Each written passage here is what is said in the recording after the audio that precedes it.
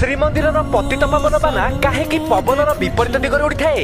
ଯେତେବେଳେ ଶ୍ରୀମନ୍ଦିରର ନିର୍ମାଣ କାର୍ଯ୍ୟ ସମ୍ପୂର୍ଣ୍ଣ ହୋଇଥିଲା ସେତେବେଳେ ସମସ୍ତ ଦେବତାଗଣ ଏହାର ଦର୍ଶନ ନିମିତ୍ତ ପୁରୀ ଅଭିମୁଖେ ଆସିଥିଲେ, କିନ୍ତୁ ସେଠାରେ ପ୍ରଭୁ ଇନ୍ଦ୍ର ଦେବତା ପହଞ୍ଚି ଦେଖିଥିଲେ ଶ୍ରୀମନ୍ଦିରର ଶିଖର ଆକାଶକୁ ଭେଦ କରି ସ୍ୱର୍ଗରେ ପହଞ୍ଚିଲା ଭଳି ଦୃଶ୍ୟମାନ ହେଉଛି। କାଳେ ତାଙ୍କ ଇନ୍ଦ୍ର ଆସନ ପ୍ରତି ବିପଦ ଆସିବ, ସେଥିପାଇଁ ସେ ମନ୍ଦିରର ଶିଖରକୁ ନଷ୍ଟ କରିବା ପାଇଁ ପବନ ଦେବଙ୍କୁ ଡାକିଥିଲେ। ଶତ ଚେଷ୍ଟା କରି ମଧ୍ୟ ପବନ ଦେବ ମନ୍ଦିରର କୌଣସି କ୍ଷତି ଘଟାଇ ପାରିନଥିଲେ, ବରଂ ତାଙ୍କ ପ୍ରଭାବରେ ମନ୍ଦିରର ବାନା ପବନର ବିପରୀତ ଦିଗରେ ଉଡ଼ିବାକୁ ଲାଗିଥିଲା।